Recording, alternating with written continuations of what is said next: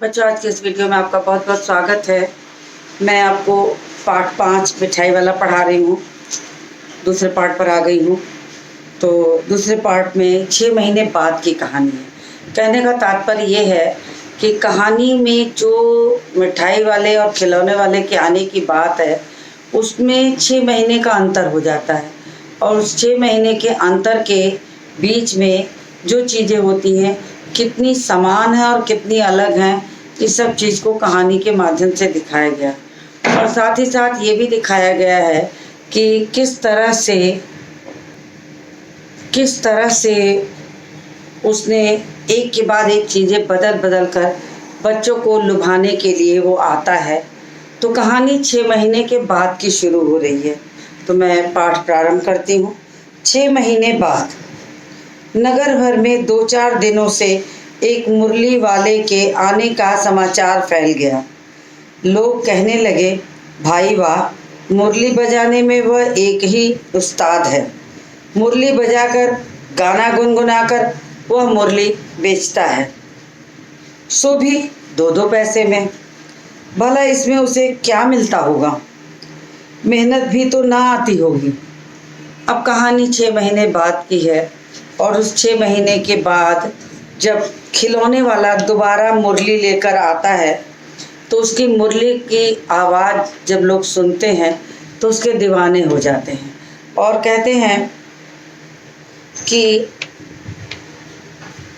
आपस में बातचीत करते हैं कि एक कोई मुरली वाला है, मुरली बेचने आता है और मुरली बजाने में उस्ताद है। चारों ओर गांव में, नगर में चारों ओर उसकी मुरली की आवाज़ गूंज रही है। सब लोग उसकी तारीफ़ कर रहे हैं। 4 दिनों से उसकी बातचीत सुनाई पड़ रही थी कि कोई मुरली वाला आता है और आकर के मुरली बेच रहा है और बहुत सस्ती सस्ती मुरलियाँ देता है। तो लोग सोचते हैं कि आखिर ऐसा क्या है कि मुरली वाला आकर मुरली बेचता है, बहुत सस्ती दे जाता है, कौन सा उसको क्या प्राप्त होता है। लोगों को लगता है कि जितनी सस्ती वो देता है उतने में तो मुरली का दाम भी ना निकले। तो आखिर ऐसा क्या है कि हर तरह से वो इतनी सस्ती मुरलियाँ देकर चला जाता है। तो एक व्यक्ति ने पूछ लिया, कैसा है वो मुरली वाला? मैंने तो उसे नहीं देखा। अब जब इतनी आपस में नगर भर में चर्चा हो रही कि कोई मुरली वाला आया है और वो ऐसे ऐसे मुरली देता है, तो नगर में चर्चा होने की बिल्कुल स्वाभाविक बात है कि सब लोग पूछना चाहते हैं कि ऐसा मुरली वाले में क्या, देखने में कैसा लगता है, क्या लाता है, कैसा स्वभाव है। मतलब उसके बारे में जानकारी प्राप्त करने के लिए हर तरह से वो तैयार रहता है कि बस वो मुरली बेचने वाला है कौन। क्योंकि लोगों के दिमाग में खिलौने वाला तो छा गया था और खिलौने वाला जब छा गया तो लोगों को लगने लगा कि ये खिलौने वाला ही तो नहीं है। तो उसकी चर्चा बहुत होने लगी। तब एक व्यक्ति ने पूछ ही लिया कि आखिर वो मुरली वाला देखने में कैसा है। उत्तर मिला, उम्र तो अभी अधिक ना होगी, यही 30-32 का होगा। दुबला पतला गोरा युवक, बीकानेरी रंगीन साफा बांधता। अब उन्होंने मुरली वाले का स्वरूप वर्णन किया है कि मुरली वाला देखने में कैसे था। 30 से 32 की उम्र थी, दुबला पतला गोरा रंग था और कैसा देखने में था, बीकानेरी साफा बांधा। यानी बीकानेर की का जो साफा होता है वो खास होता है, चुनरी का बना हुआ, पगड़ी बड़ी सी होती है, वो बांधता है। तो ये उसका स्वरूप था। अब जब लोगों ने सुना कि उसका स्वरूप ऐसा है तो उनके मन में आता है कि कहीं ऐसा तो नहीं कि वो वही खिलौने वाला है, क्योंकि आवाज़ मिलती जुलती सी। आपको यहाँ पर एक प्रश्न और पूछा जा सकता है कि मुरली वाले का स्वरूप कैसा था। तो आपको उसके स्वरूप में लिखना पड़ेगा, मुरली वाले का स्वरूप कैसा था। तो ये प्रश्न अगर हो जाता है तो इसका उत्तर में आपको देना पड़ेगा कि मुरली वाला 30-32 वर्ष का एक गोरा, एक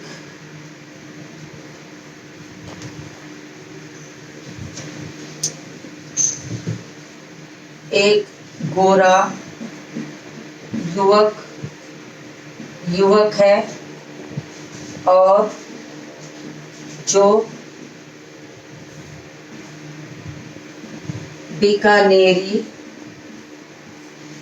साफा बांधता था। तो ऐसे आपको पाठ के बीच से भी प्रश्न पूछे जा सकते हैं। तो ऐसे कहीं पंक्तियां आए तो आप उसे अंडरलाइन कर लिया करिए। उससे क्या होगा कि आपको उत्तर जल्दी समझ में आने लगेगा। वही तो नहीं जो पहले खिलौने बेचा करता था।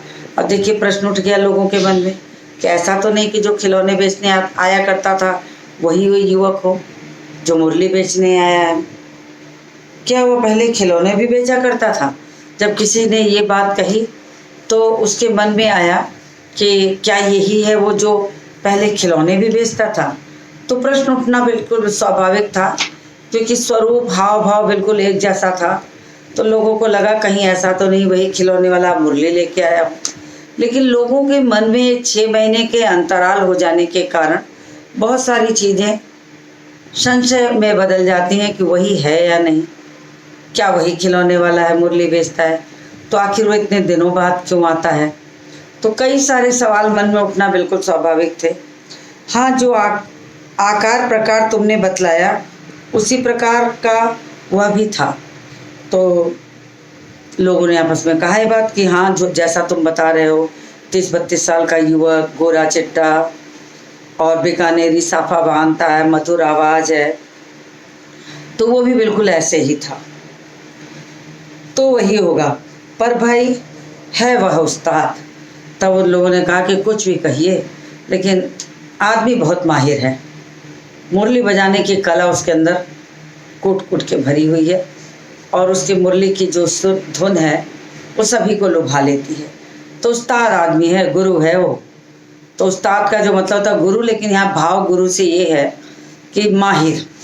उस्ताद शब्द का जो प्रयोग किया गया है वो है, उस्ताद का जो भाव है, ऐसे तो शब्द होता है गुरु, लेकिन यहाँ माहिर, कला में माहिर, कला में माहिर कह सकते हैं।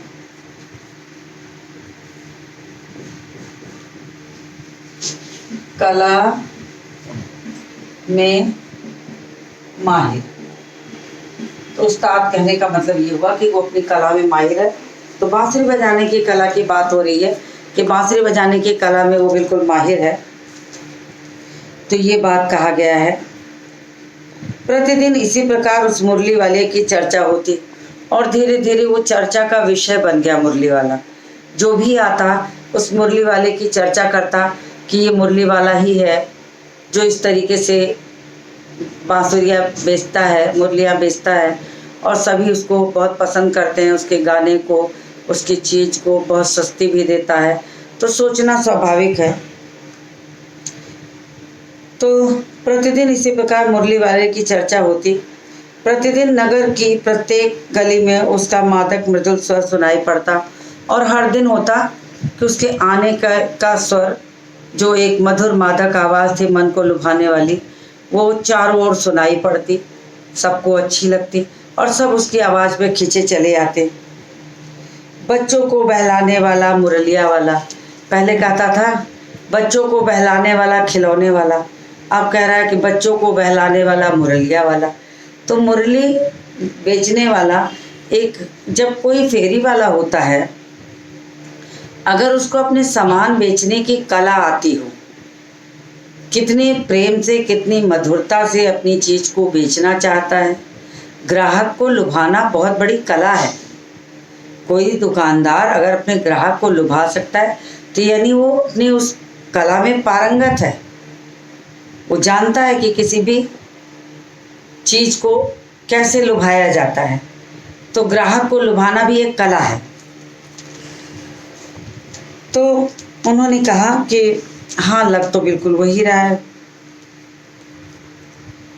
और वैसे ही वो गाता भी था, बच्चों को बहलाने वाला, मुरलिया वाला। तो रोहिणी को तो बिल्कुल लगने लगा कि हो ना हो वही खिलौने वाला अब मुरली वाला बन के आया है। रोहिणी ने भी मुरली वाले का स्वर सुना, तुरंत ही उसे खिलौने वाले का स्मरण हो आया। स्मरण मतलब याद।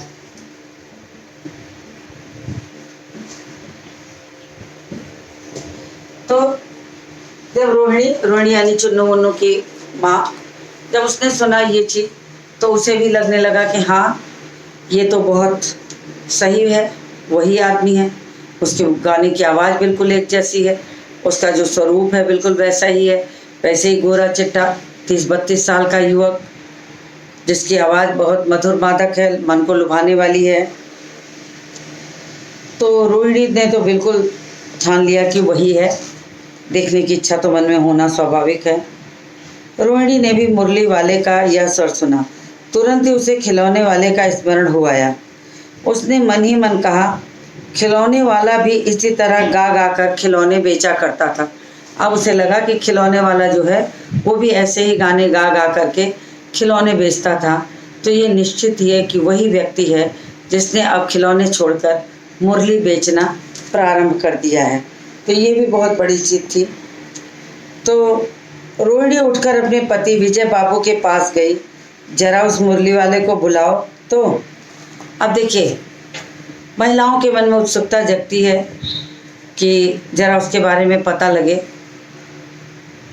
तो रोहिणी को भी लगा। तो रोहिणी ने क्या किया कि वो जा कर के उसी ठीक जगह पर विजय बाबू से कहती है कि एक बार उसे बुलाओ, देखती हूँ कि वही खिलौने वाला तो नहीं है, क्योंकि वो तो पहले भी खिलौने बहुत सस्ते दे जाया करता था और आज भी उसकी मुरली बहुत सस्ती है। निश्चित है कि वही होगा, तो उसको बुलाओ।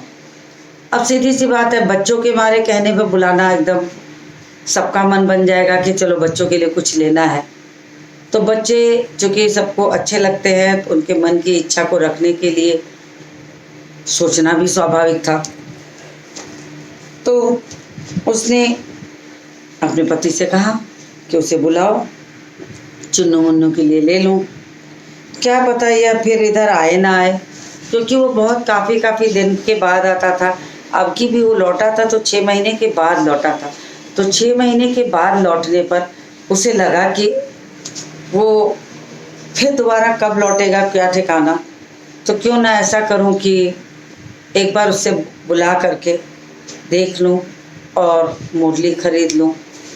तो उन्होंने विजय बाबू से कहा। वे भी जान पड़ता है पार्क में खेलने निकल गए और सोचा कि बच्चे रहते हैं तो साथ में वो भी जिद करते बच्चे, क्योंकि अगर देखते हैं माँ बाप का मन बना हुआ है, वो खिलौने खरीदने को तैयार हैं, तो वो और मचल जाते हैं कि उन्हें चाहिए।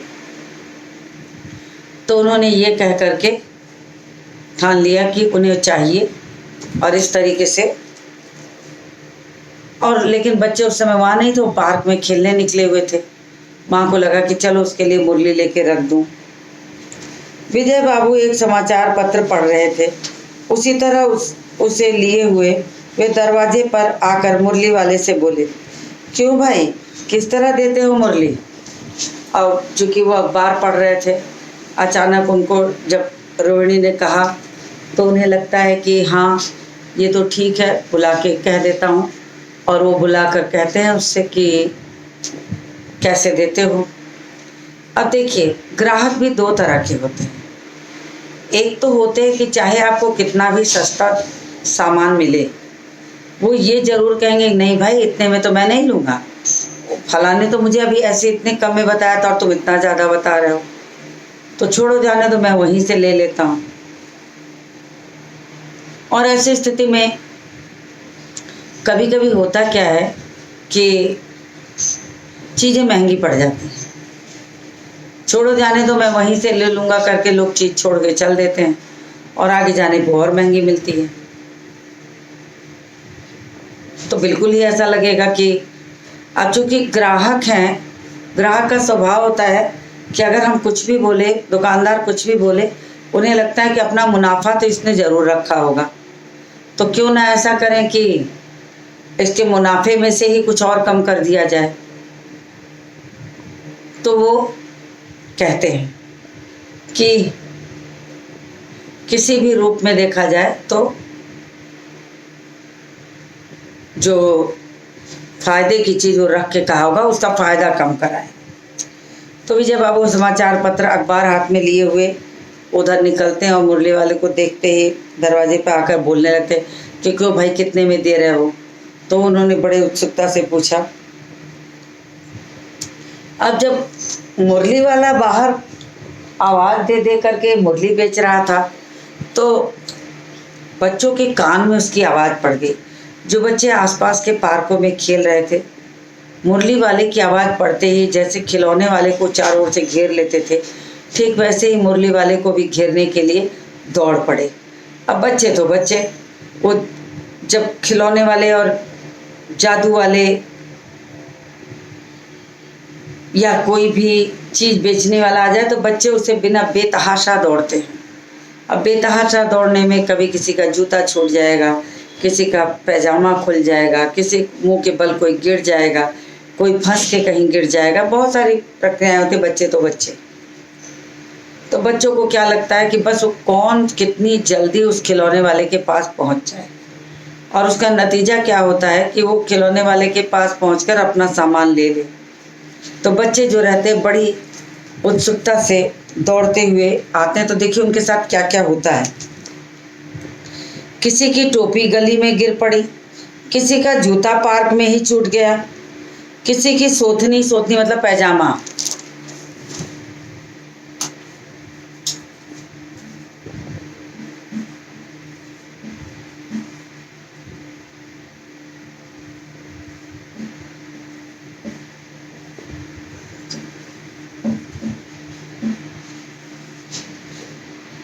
तो किसी का पैजामा। बच्चे इसी तरह भागते हैं। उनको ये थोड़े पता है कि वो कहीं जा रहे हैं, लोग क्या कहेंगे, गिर पड़े, चोट लग गई, तब भी उन्हें खिलौना चाहिए तो चाहिए। तो कोई पैजामा किसी का ढीला होकर लटक आया, कोई इस तरह दौड़ते हाँफते हुए बच्चों के झुंड में आ पहुंचा। और कुछ लोग तो क्या किए, दौड़ते छूटते बस बच्चों की झुंड में पहुंचना है ये सोच करके बस दौड़ पड़े।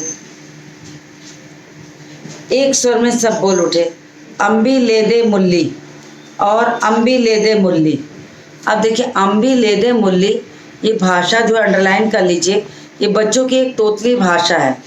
जब तक बच्चे बहुत छोटे होते हैं तब तक उनकी जुबान जो होती है साफ नहीं होती है, और फिर उनके मुंह से यही भाषा निकलती है जिसको हम बच्चों का तुतलाना कह सकते हैं या बच्चों की तोतली भाषा कह सकते हैं। कि उस तोतली भाषा के बदले में स्थिति क्या होती है कि उसे बच्चे अपनी तोतली भाषा में ही चीज़ों को मांगते हैं, दुलार करते हैं। तो माँ बाप, जिन माँ बाप को थोड़ा गुस्सा आने वाला होता है, उनका गुस्सा भी कहीं भाग जाता है। बच्चों की तुतलाती भाषा, उनका प्रेम, उनका दौड़ना धूपना, हर तरीके से दौड़ करके खिलौने वाले और मुरली वाले तक पहुंचना, जब सब देखते हैं तो उन्हें लगता है कि बस बच्चे तो ऐसे ही अच्छे लगते हैं। तो उनका भी मन बहुत लुभा जाता है उस तोतली भाषा को सुन के। मुरली वाला हर्ष गदगद उठा। अब मुरली वाला हर्ष से गदगद हो उठा। हर्ष से गदगद होने का मतलब है बहुत अधिक खुश होना।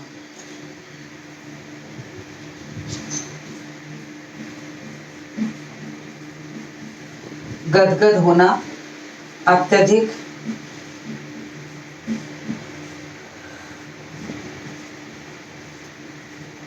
खुशी होना, कि बहुत अत्यधिक खुशी हो गए कि अरे कितने प्रसन्न हो गए कि खिलौने वाला, मुरली वाला सब कुछ न कुछ लेके हमारे लिए आया है।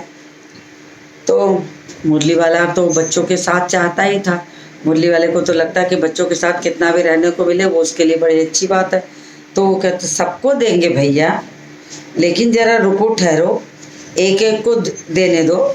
अब देखा कि बच्चे तो उसके ऊपर लदे फंदे पड़े हुए हैं कि मुझे चाहिए, मुझे दो, अम्बी ले दे कर रहे हैं। तो वो बच्चों को फुसता, कभी डांटता नहीं था बच्चों को, कि बच्चों को इतना प्यार करता था कि उसके मन में तमाम सवाल उठते थे कि बच्चों को डांटने से कोई फ़ायदा नहीं, उन्हें चाहिए इसलिए वो जिद करते हैं। तो वो चुपचाप उनको पुचकारना शुरू करता है, रुक जाओ भैया, सबको देंगे, मत परेशान हो, मैं सबके लिए लाया, मेरे पास ढेर सारी मुरलियाँ। और बच्चों को क्या लगता है, बच्चों को ये लगता है कि अगर वो देर कर देंगे तो चीज़ें बिक जाएंगी और उन्हें नहीं मिलेंगी। अब ऐसी स्थिति में आप सोचो कि एक बच्चा मुरली लेने के लिए तो व्याकुल होगा ही। आप किसी बच्चे से खिलौने की बात करें और खिलौना दिखा के न दे तो वो तो मचल जाएगा, और उसे पता है कि खिलौना उसी के लिए है, तो मचलना बिल्कुल स्वाभाविक है। तो ये भी बहुत बड़ी चीज़ थी। तो उसने ये कहा कि एक एक को देने दो, सबको दूंगा। अभी इतनी जल्दी हम कहीं लौट थोड़े ही जाएंगे। फिर जब बच्चों का डर देखा कि बच्चों को ये लग रहा कहीं खिलौने बेच के चले न जाए, मुझे ना मिले, तो उसने साथ में ये भी जोड़ दिया कि भाई घबराओ नहीं, मैं जा नहीं रहा हूँ, मैं अभी जाऊँगा नहीं, मैं तो यहीं अभी रुका हूँ, तुम सबको कुछ एक एक मुरली दे के तभी जाऊँगा। तो कहता है कि अभी इतनी जल्दी हम लौट थोड़े ही जाएंगे। तो उसने कहा कि घबराओ नहीं, मैं इतनी जल्दी लौटने वाला नहीं हूँ, और है भी इस समय मेरे पास एक दो नहीं, पूरी 57। तो उन्होंने कहा कि घबराओ नहीं, मेरे पास बहुत सारी मुरलियाँ हैं, तो तुम ये मत सोचो कि मैं सिर्फ एक दो बच्चों के लिए ही लाया हूँ और उस बच्चों को ही दे के जाऊँगा।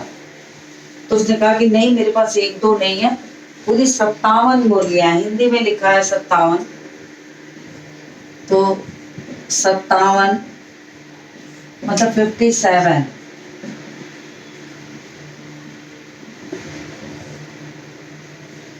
तो ये 57 मुरली, अंग्रेजी का नंबर मैंने लिख दिया कि 57 मुरली, आप समझ जाइए।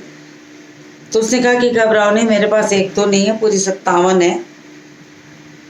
और तभी उसको ध्यान आता है कि विजय बाबू जो हैं वो उसके जवाब की प्रतीक्षा कर रहे हैं। तो अचानक वो बच्चों को बहला फुसला के समझा कर कि अभी देता हूँ, घबराओ नहीं। उन्हें लगा कि ये बड़े आदमी है, पहले इनको दे दूँ, फिर उसके बाद बच्चों को दूंगा। तो उसने तुरंत कह दिया, हाँ बाबूजी, क्या पूछा था आपने, कितने में दी? तो उसने कहा कि हाँ बाबूजी, आप कुछ पूछ रहे थे मुझसे, शायद मुरली का दाम पूछ रहे थे कि मैंने कितने में दी। तो दी तो वैसे 3-3 पैसे के हिसाब से है, पर आपको 2-2 पैसे में ही लगा दूंगा। अब उसके मुरली का वास्तविक दाम जो था 3 पैसे था। मुरली का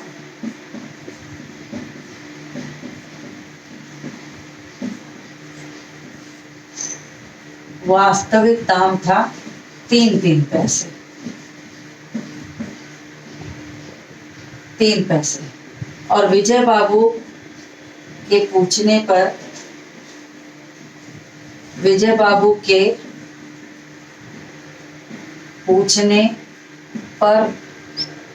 उसने 2 पैसे में देने को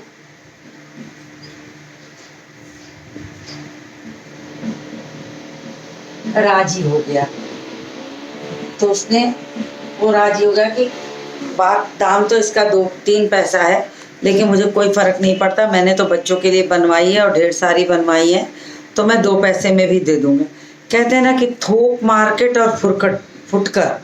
तो फुटकर का मतलब होता है कि जो चीज़ होगी वो 2 पैसे आपको महंगी पड़ेगी, और थोक में लेंगे तो एक साथ अगर 5-10 किलो या 10-20 पीस या 50-100 पीस कोई लेगा तो ये निश्चित है कि उस पर टैक्स भी कम पड़ेगा और चीज़ें सस्ती भी पड़ेंगी। तो ये सारी चीज़ें भी बहुत ज़रूरी सी लगती हैं। तो उसने कहा कि भाई मैं 2 पैसे में ही दे दूँगा। तो ये बहुत बड़ी चीज़ थी। उसने कहा कि मैं 2-2 पैसे में दे दूँगा। विजय बाबू भीतर बाहर दोनों रूपों में मुस्करा दिए। भीतर बाहर दोनों रूप में मुस्कराने का मतलब कि मन ही मन उन्हें हंसी आई तो उनके मुंह के बाहर भी हंसी दिख गई। उन्होंने कहा कि उनको जब मन ही मन हंसी आती है, जब उसकी बात सुनते हैं कि 3 पैसे की और आपको 2 पैसे का दे दूंगा, तो उनके अंदर अंदर हंसी आ जाती है। और हंसी का मतलब था कि उनके अंदर जो हंसी आ रही थी सुन करके वो बाहर भी उनके चेहरे पर दिखाई देने लगी। तो उन्होंने कहा भीतर बाहर जो हंसी थी। तो ये कहा गया, भीतर बाहर दोनों रूपों में मुस्करा दिए। मन ही मन कहने लगे कैसा है, देता तो सबको इसी भाव में होगा, पर मुझ पर उल्टा एहसान लाद रहा है। अब विजय बाबू को लगा कि अंदर अंदर मुस्कराए।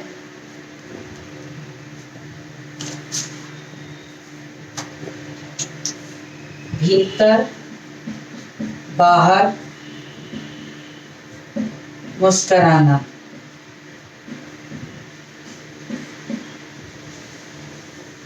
बात सुनकर अंदर ही अंदर हंसियाना।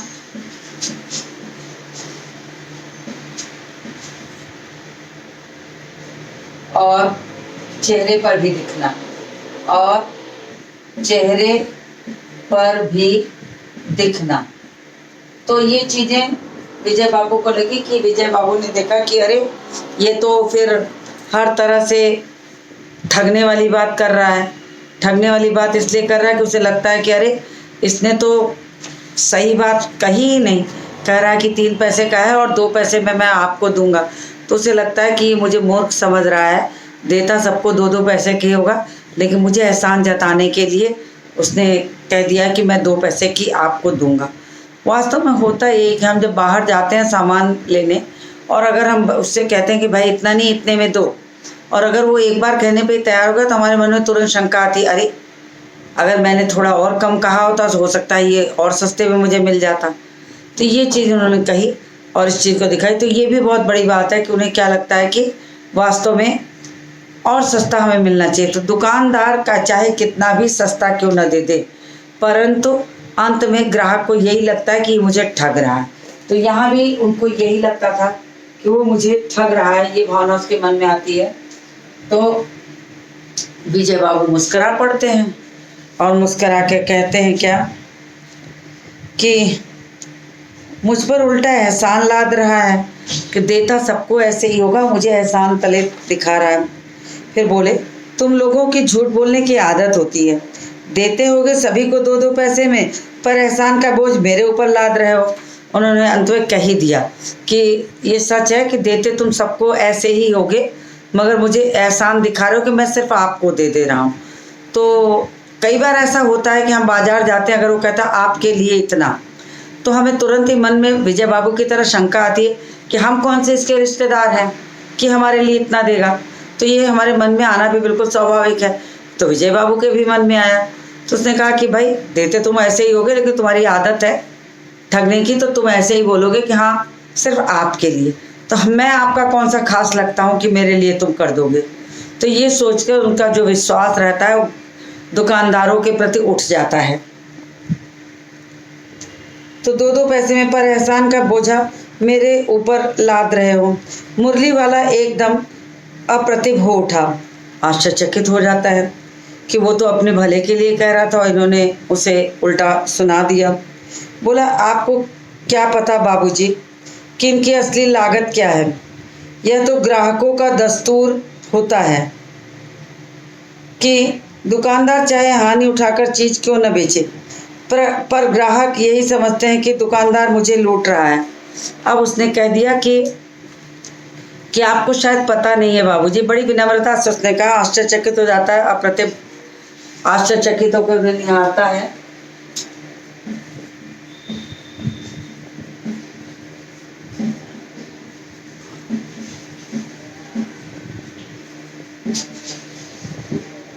आश्चर्यचकित हो जाता है और टकटकी बांध के उन्हें निहारता है कि देते तुम सबको ऐसे ही होगे। तो उसने कहा कि आपको शायद पता ही नहीं इसकी असली लागत, किसकी असली लागत क्या है। और ग्राहक यानी दुकानदार, सामान खरीदने वाला, ग्राहक कहते हैं सामान खरीदने वाले को,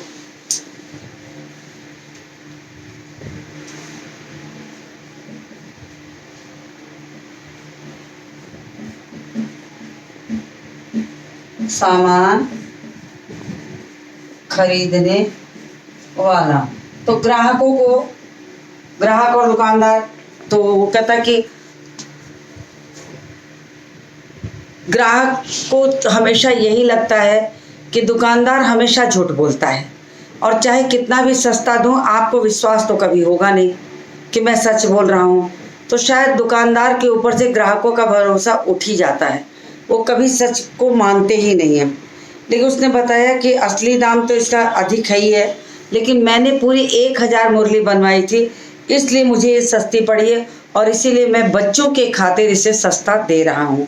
तो ये चीज़ उसने कह करके विजय बाबू पर को बताया कि मैं इसी वजह से सस्ती दे रहा हूँ।